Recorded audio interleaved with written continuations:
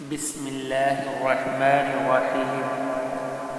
عن المغيرة بن شعبة رضي الله تعالى عنه قال: كسفت الشمس على عهد رسول الله صلى الله عليه وسلم يوم مات إبراهيم، فقال الناس: كسفت الشمس لموت إبراهيم، فقال رسول الله صلى الله عليه وسلم: إن الشمس والقمر لا ينكسفان لموت أحد ولا لحياته،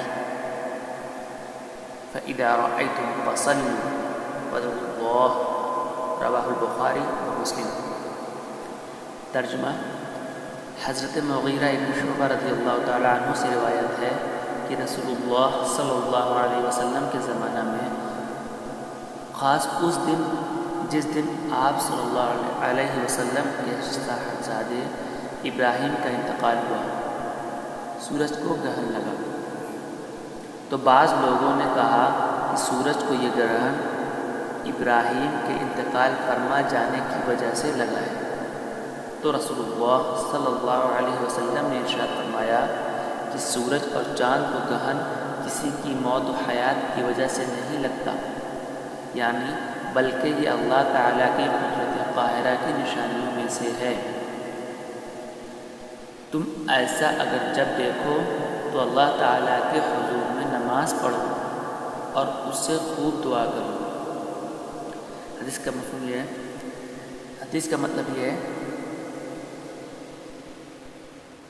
کہ جمعہ اور عیدین کی نمازیں وہ اجتماعی نمازیں ہیں جن کا دن یا تاریخ مقرر اور معلوم ہے، لیکن ان کے علاوہ بھی دو نمازیں اور ہیں جو اجتماعی طور پر ادا تو کی جاتی ہیں، لیکن نہ ان کا دن مقرر ہے اور نہ تاریخ. ان میں ایک صلاۃ کسوف یعنی سورج گرہن کی نماز ہے جو سورج کے گرہن میں آ جانے کے وقت پڑھی جاتی ہے، اور دوسری صلاۃ استسقاء جو کسی علاقے میں سوکھا پڑنے یعنی بارش نہ ہونے کی صورت میں بارش کی دعا کے لیے جماعت کے ساتھ پڑھی جاتی ہے. ہم یہاں بات کریں گے نماز کسوف یعنی سورج کے گرہن میں آ جانے کے وقت پڑھی جانے والی نماز کے بارے میں. دوستو، سورج یا چاند کا گرہن میں آ جانا اللہ تعالیٰ کی قدرت قاہرہ اور اس کی جلال و جبروت کی ایک نشانیوں میں سے ہے جن کا کبھی کبھی ظہور ہوتا ہے، اور جب ان کا حق یہ ہے کہ جب ان کا ظہور ہو تو اللہ کے بندے عاجزی کے ساتھ اس قادر و قہار کی عظمت و جلال کے سامنے سرنگوں ہو جائیں، جھک جائیں، توبہ و استغفار کریں اور اس سے رحم و کرم کی بھیک مانگیں.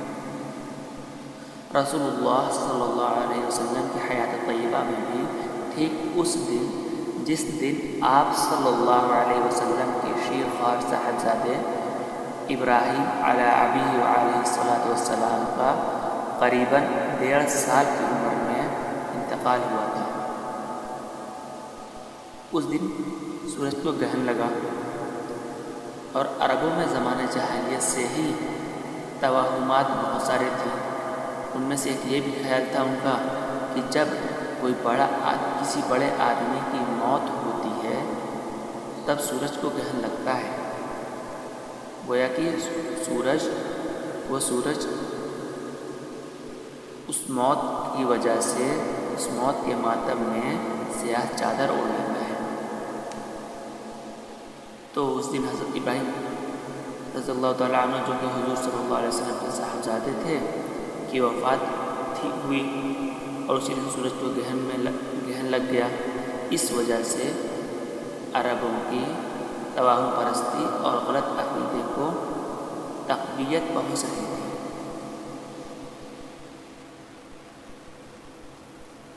بلکہ بعض روایت میں ہے کہ کچھ لوگوں کی زبان پر یہ بات آئی بھی کہ سورج کا گرہن لگنا حضرت ابراہیم کی وفات کی وجہ سے ہوا ہے. چنانچہ ایک حدیث میں حضرت عبداللہ بن عمر رضی اللہ تعالیٰ عنہ سے مروی ہے کہ جب رسول اللہ صلی اللہ علیہ وسلم کے زمانے میں سورج گرہن لگا تو یہ اعلان کیا گیا کہ نماز ہونے والی ہے. تو رسول اللہ صلی اللہ علیہ وسلم رسول اللہ صلی اللہ علیہ وسلم اس وقت غیر معمولی خشیت اور انتہائی فکر مندی کے ساتھ اللہ کے حضور میں جماعت سے 2 رکعت نماز پڑھی۔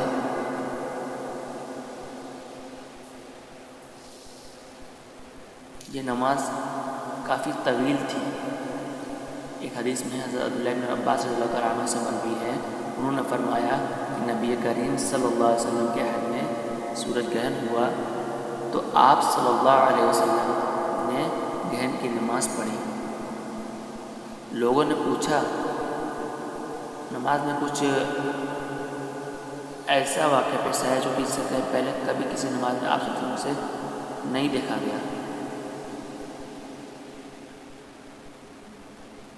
تو لوگوں نے آپ صلی اللہ علیہ وسلم سے اس کے بارے میں دریافت کیا کہ اللہ کے رسول صلی اللہ علیہ وسلم، ہم نے دیکھا کہ نماز میں آپ اپنی جگہ سے کچھ لینے کو آگے بڑھے تھے، پھر ہم نے دیکھا کہ کچھ پیچھے بھی ہٹے۔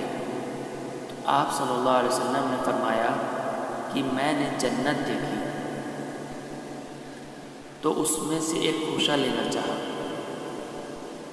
یعنی میں نے جنت کو اپنے اتنے قریب دیکھا کہ میں جنت کا خوشہ میرے اتنا قریب تھا کہ میں نے چاہا کہ میں اس کو لے لوں، اس کے خوشوں میں سے ایک خوشہ لے لوں، اور اگر میں لے لیتا تو اس وقت تک تم اسے کھاتے رہتے جب تک دنیا موجود ہے۔ اور ایک حدیث میں ہے کہ آپ صلی اللہ علیہ وسلم پیچھے ہٹنے کی وجہ بتائی گئی کہ آپ صلی اللہ علیہ وسلم نے فرمایا کہ مجھے دوزخ دکھائی گئی، یعنی جہنم دکھائی گئی، اور اس سے زیادہ بھیانک منظر میں نے کبھی نہیں دیکھا۔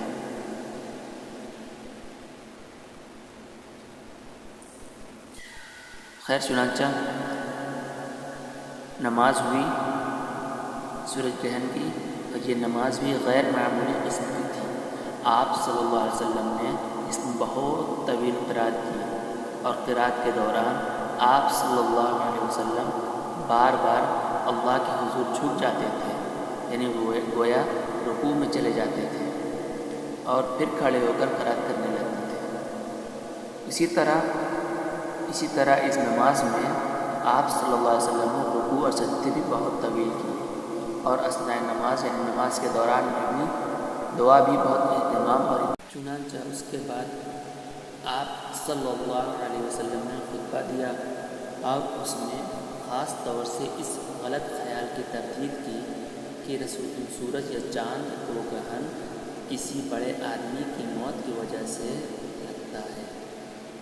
اس خیال کو انہوں نے آپ صلی اللہ علیہ وسلم نے غلط بتایا اور اس کی تردید کی، اور فرمایا کہ یہ سورج اور چاند کا گرہن لگنا یہ تو اللہ تعالیٰ کی 2 نشانیوں میں سے ایک نشانی ہے۔ اور آج سائنٹیفک طریقے سے بھی یہ ثابت ہو گیا کہ یہ سورج اور چاند کا گرہن لگنا کسی کی موت یا حیات کی وجہ سے نہیں ہوتا۔ سورج گرہن کا لاجک یہ ہے کہ جب سورج اور زمین کے بیچ، دنیا کے بیچ میں چاند آ جاتا ہے تو تب سورج گرہن لگتا ہے۔ لہٰذا یہ سورج اور چاند کا گرہن لگنا یہ اللہ تعالیٰ کی قدرت قاہرہ کی نشانیوں میں سے ایک نشانی ہے۔ اللہ تعالیٰ اپنی ان نشانیوں کو بھیجتا ہے اور ان کے ذریعے سے اپنے بندوں کو ڈراتا ہے۔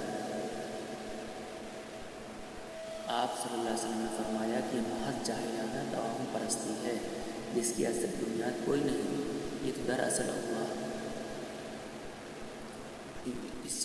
اللہ تعالیٰ اپنے بندوں کو ڈراتا ہے۔ تو لہذا جب کبھی بھی ایسی کسی اللہ تعالیٰ کی نشانی کا ظہور ہو تو عاجزی کے ساتھ اطلاع کرتے ہوئے اللہ تعالیٰ کی طرف متوجہ ہونا چاہیے اور اس کی عبادت کرنی چاہیے نہایت خشوع اور خضوع کے ساتھ، اور اسے دعا کرنی چاہیے اور زیادہ سے زیادہ توبہ استغفار کرنا چاہیے۔ بس ان چند باتوں پر ختم کرتا ہوں۔ آپ کو دعوانا الحمدللہ رب العالمین۔ دوستوں اس چینل کو لائک، سبسکرائب اور شیئر کرنا نہ بھولیں۔ اور ساتھ ہی بیل آئیکن کو بھی پریس کر دیں تاکہ ہماری ہر اپڈیٹس کی نوٹیفیکیشن آپ کو برابر ملتی رہے۔